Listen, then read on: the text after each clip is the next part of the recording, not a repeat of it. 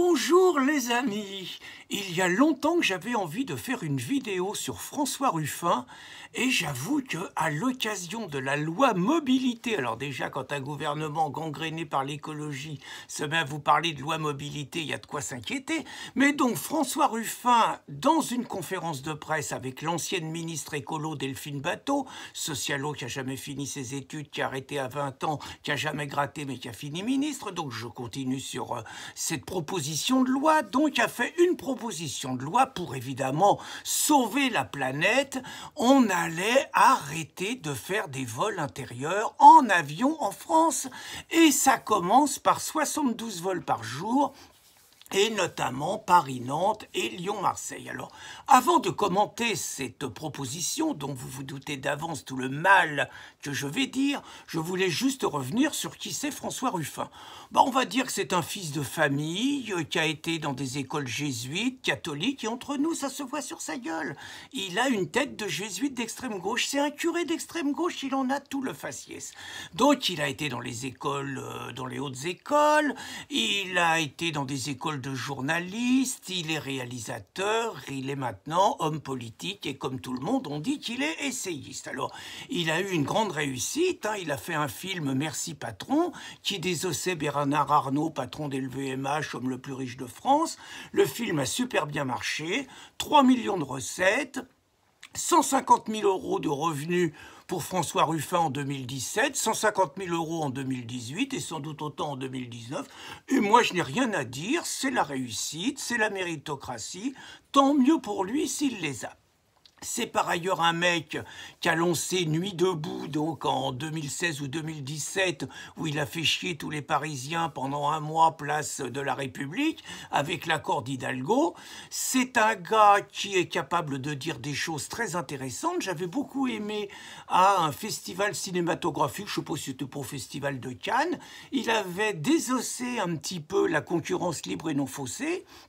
Il avait expliqué aux cinéastes que c'est comme si les réalisateurs ils étaient alignés sur les tarifs des pays de l'Est. Il a parlé des présidents de la République qui gagneraient 1 000 € par mois, des députés qui gagneraient 200 € par mois. Il avait été applaudi debout par tous les bobos, super. Les mêmes bobos par ailleurs qui sont des mondialistes fous, qui sont pour la concurrence libre et non faussée, mais qui sont contents de profiter dans le système cinématographique auquel Ruffin appartient de l'exception culturelle que Mitterrand leur a négocié. En gros, c'est l'État via Canal+, qui paye quelque part l'exception culturelle française et qui adopte des mesures protectionnisme pour le cinéma français qu'on a naturellement refusé aux ouvriers. Ruffin, donc, c'est un gars donc, qui a essayé de faire la convergence des luttes entre Nuit debout et les Gilets jaunes. Bon, et il s'étonne que ça n'ait pas marché. Nuit debout, c'est la France des branleurs. Gilets jaunes, c'est juste la France des oubliés. Ça peut pas marcher. Ça marche pas ensemble. Il a toujours pas compris, mais c'est comme ça. C'est un garçon, par ailleurs, un de mes copains l'a rencontré récemment, qui dit ouvertement qu'il est marxiste, que quand on l'interroge sur l'islam, il raconte qu'il comprend rien, qu'il connaît rien à l'islam, et que pour lui, c'est pas du tout un problème, il voit pas où est le problème, que pour lui, les seuls problèmes sont sociaux. C'est intéressant pour un mec né en 1975 qui a 2 gosses, ça promet un bon avenir à ses gosses. Donc, voilà, c'est un gars qui est pas toujours très courageux. Par exemple, il avait commencé à se féliciter que le RIC pourrait être repris, et sur le RIC, il avait pris en exemple Étienne Chouard en disant qu'il avait fait un boulot formidable.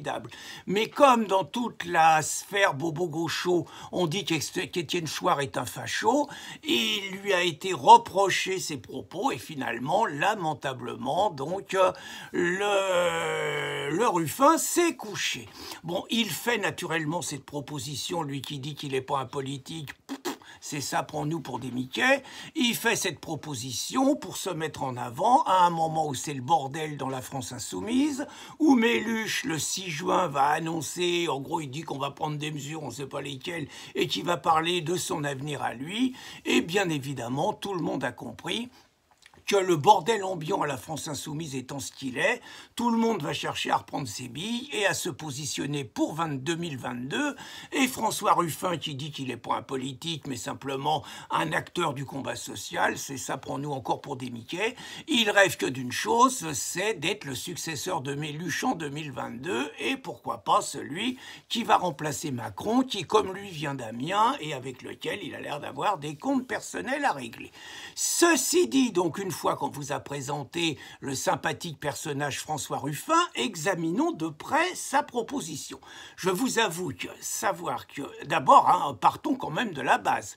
François Gervais, qui a fait un livre, Le leurre, l'urgence climatique est un leurre, le leurre de l'urgence climatique, nous a expliqué clairement les choses. C'est-à-dire que c'est les experts du GIEC pour des enjeux économiques qui tirent sur l'urgence climatique pour imposer quelque part des nouvelles méthodes de production porteuses de nouveaux débouchés économiques. Ça, c'est pas, pour un marxiste, c'est pas difficile à comprendre. Si on pique les bagnoles des pauvres et qu'on fait des voitures électriques beaucoup plus chères, c'est les capitalistes qui vont s'en mettre plein les fouilles, c'est les capitalistes qui s'en mettent plein les fouilles sur les éoliennes, bien sûr, imbéciles,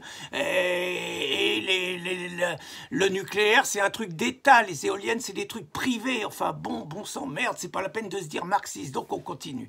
Sur son plan, donc, François Gervais nous expliquait que si on économisait 20% d'émissions de CO2, ce qui est déjà impossible en France, on ne réduirait la température de la planète que de 0,001 degré, 1 millième de degré pour tout ça. Et d'autre part, il expliquait que la France en tant que telle n'était même pas porteuse d'1% des émissions de CO2 dans le monde. Autrement dit, on pèse rien.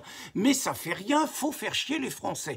Donc si son plan s'appliquait, parce que c'est bien évident que si ça commence à 72 vols par jour, on va finir par dire qu'on interdit l'aéronautique en France. On interdit l'aviation civile en France et on oblige les gens à prendre des trains. Alors certains me diront, ouais, mais c'est les riches qui prennent l'avion, c'est pas grave. Alors déjà, c'est une rare stupidité, parce que je vous dis pas, les industriels, les mecs qui veulent venir s'installer en France, si on leur dit qu'ils n'ont plus le droit de monter dans un avion parce qu'il faut prendre le train de manière obligatoire, je suis pas sûr que ça soit un côté très attractif pour la France. Mais d'autre part, c'est une connerie parce qu'il y a des pauvres qui prennent l'avion. Tout simplement parce qu'il y a des tarifs, quand vous vous y prenez longtemps à l'avance, il y a des tarifs très attractifs qui sont moins chers que le train, c'est tout. D'autre part, moi je considère, je suis sans doute un libéral au niveau des transports, mais que le jour où on commence à faire chier les Français sur leur manière de se déplacer en France, on ne sait pas jusqu'où, quand on commence à mettre le doigt, jusqu'où ça va s'arrêter, parce qu'on va commencer à foutre en l'air évidemment tous les vols aériens. C'est des milliers d'emplois qui vont sauter, c'est un ensemble de finalement de vie économique autour de régions qui vont sauter. Et puis après, il y aura une autre étape, on va vous obliger à prendre les bus, on va vous interdire de prendre votre voiture individuelle avec exactement les mêmes arguments, on va vous interdire de prendre les bus, on va nous obliger à prendre les bus.